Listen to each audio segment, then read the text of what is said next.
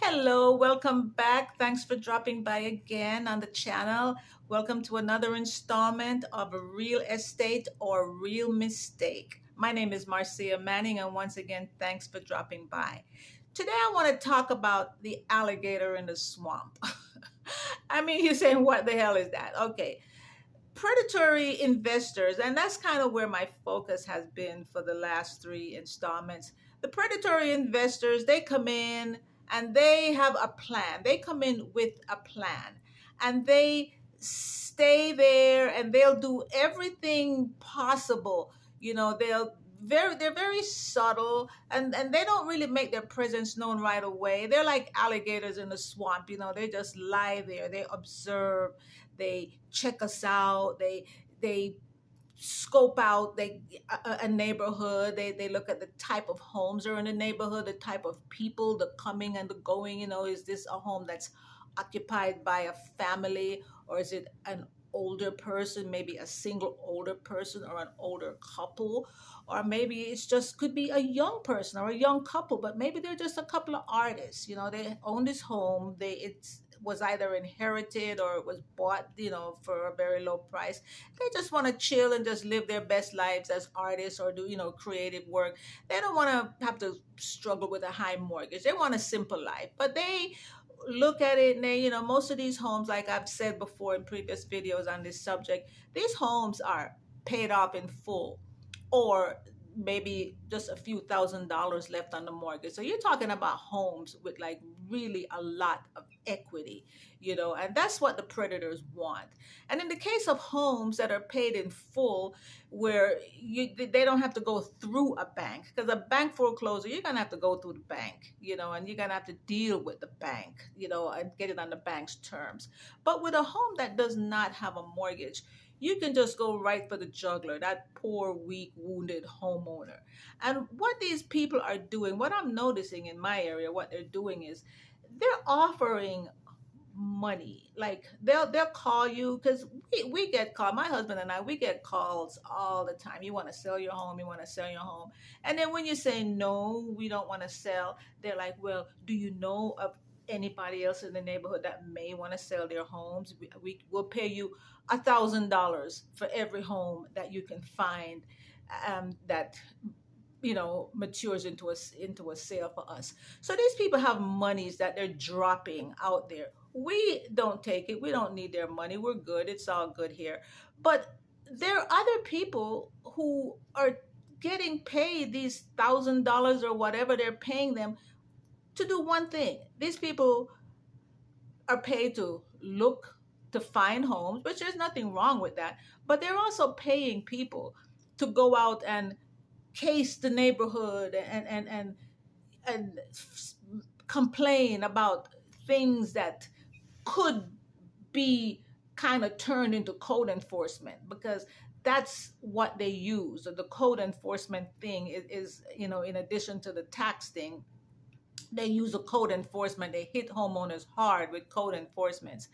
And these people are getting paid to go out. The predatory investors are sending out their little cronies to go case the neighborhood and to come back, and they get information on homes with maybe have an extra car parked in the backyard, some trash in the gutters, or just something simple, out back of the garage. Maybe there is broken garage door, something that the owners will get around to fixing, but they just come in and they're paying people. So as a homeowner, you're under the microscope. You're being watched. You're being preyed upon by the main predator and his or her cronies that they're sending out. So you're like in a fishbowl with a bullseye on your back, and everything is designed and it's created to bring you down. And when they get enough of these things against you, you take care of the code enforcement. What I'm seeing is they wear you down with code enforcements. Then you go out of your way, you do your best, and you increase, you fix the code enforced things, you fix the problem. Then they use that against you, and they say, oh, they painted the house. The house is clean. Now they go back And they use that as leverage in addition to the other things they have done in the neighborhood to then get the city to improve your taxes.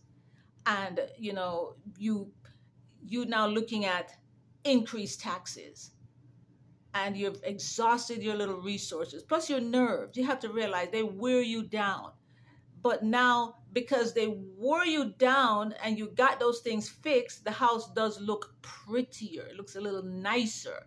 But a house that looks a little nicer doesn't justify a 60% tax increase. Because you have to realize that you didn't add square footage, you didn't add any repairs, you just prettied up the house a little bit. You just like put a little makeup on, a little powder, a little paint. You just made it look a little pretty. But they're using that prettiness to get you for code enforcement, and to get you now to have, justify increase on your taxes. And what they do when you get to that place where your property now looks nice, they go down, they play their hand.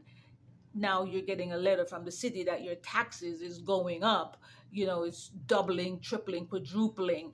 And that's when they're there like the alligator in the swamp that lays there for days, hours, just waiting for the right moment then to chomp off at the prey. These are predators, and they're here, they're among us, they hide in plain sight. And you may live in a part of the country where they have not really started to show themselves yet, but that does not mean they're not there scoping and checking things out and assessing how far they can go to kind of trip you up to get your property, because the purpose is to get these property. These are high equity properties. They're changing the landscape. They're coming in and changing things, and they don't care who they displace. They don't care where you go. They're like alligators in the swamp. And this is what this whole series of videos are about. Is it real estate or is it real mistake? But it does not have to be a mistake because you own a home and you own a home free and clear, or you own a home with a lot of equity. It's not a mistake. You own a home with a lot of equity because you're doing something right. You own a home with no mortgage because you're doing something right.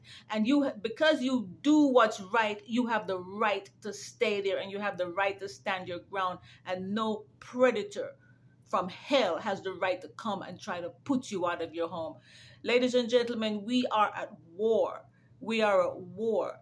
And, there's a housing issue in the United States, but we who have a home that we love, family members, parents who have homes that we love, we have to stand our ground, and we have to stay put, and we have to fight these predators because they're here.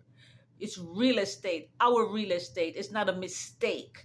And we have to fight for what is ours. We can't be displaced because we lived our lives right. We didn't over leverage ourselves in debt. We have the right to stay where we are. So please, if you found value with this information, pass it on, share it, please share it, like, share, make a comment, help us. If you're a professional and you have a solution, if you know something, where we can help someone to find a way to get out of a mess, please drop a line in the comments. But most importantly, please subscribe, like, and share. Let people know that this information is out there, so people don't have to lose their homes, or they don't have to feel like they're alone because they're up against these predators. So thank you so much for stopping by. Thank you for watching. Take care of yourselves. Much love, and we'll catch you on the next one. Bye-bye.